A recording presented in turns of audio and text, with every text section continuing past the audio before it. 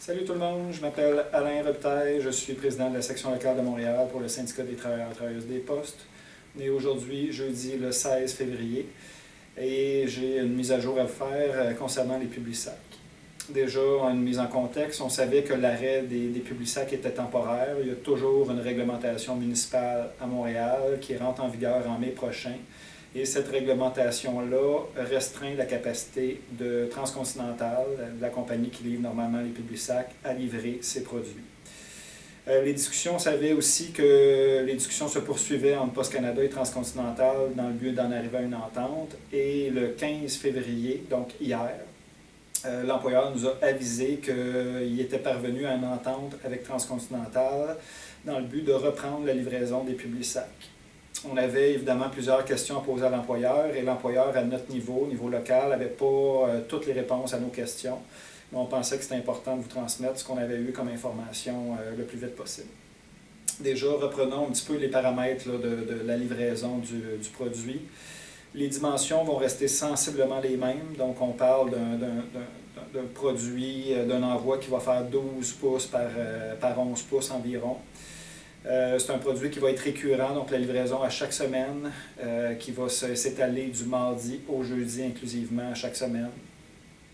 On sait que le produit tel qu'il était à l'époque a plusieurs publicités différentes dans le même produit. Ça va être la même chose et l'employeur considère encore ça comme un seul et unique envoi et on sera rémunéré que pour qu'un seul envoi, malheureusement. Il y a un grief qui est logé là-dessus, qui est toujours en vigueur, qui dénonce cette situation-là. Il y a un maximum de livraison d'envoi, donc l'entente conclue avec Transcontinental vient limiter à un seul envoi par semaine, donc il ne pourrait pas y avoir plus qu'un Publisac par semaine à livrer dans chacune des installations. Et le poids du produit était originairement, pouvait se rendre jusqu'à 300 grammes. Maintenant, le poids va se limiter à 56 grammes pour le Publisac par produit. Donc, malgré une réduction significative du poids de l'envoi, il reste encore plusieurs problématiques de santé-sécurité. Et nous avons besoin de temps pour adresser les problématiques et développer les outils de façon à ce que la livraison puisse se faire de façon adéquate et respecter votre santé et sécurité. Malheureusement, on doit dénoncer fortement que l'employeur a dans ses plans de mettre en place la livraison du Publisac de façon précipitée, en laissant malheureusement pas le temps de déployer des outils qui sont nécessaires à la santé et sécurité de la livraison du Publisac.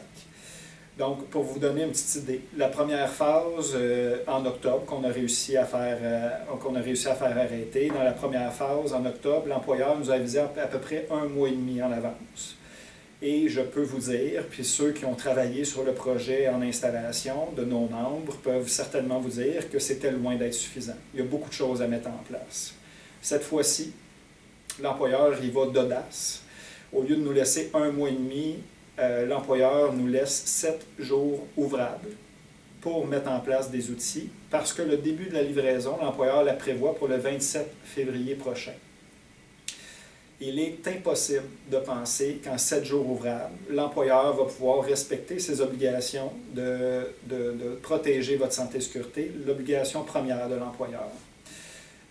On lui demande fortement de revoir cet échéancier de façon à ce qu'on puisse tenter de faire une réussite de ce projet sans vous exposer dans votre santé et sécurité, sans nous mettre en danger. Rappelons-nous que la première phase du projet, il y a eu une grosse hausse d'accidents de travail.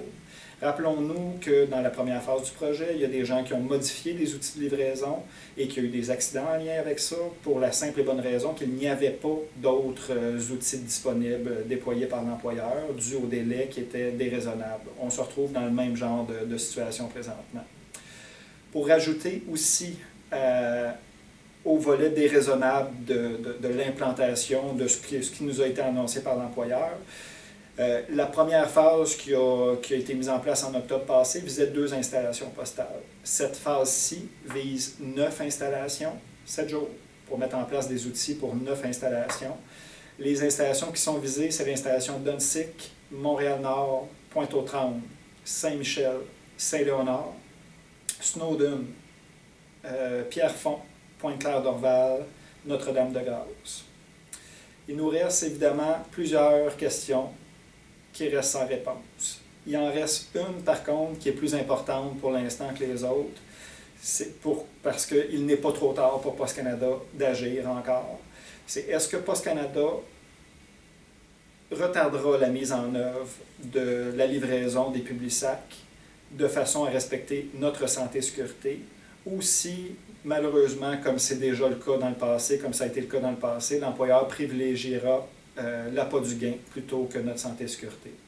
Alors, on va essayer de vous tenir au courant au fur et à mesure de l'information qu'on va recueillir. Je vous invite à vous faire entendre sur les planchers de travail et à essayer d'imposer un volet de santé et sécurité digne du travail qu'on fait à l'extérieur. Je vous remercie.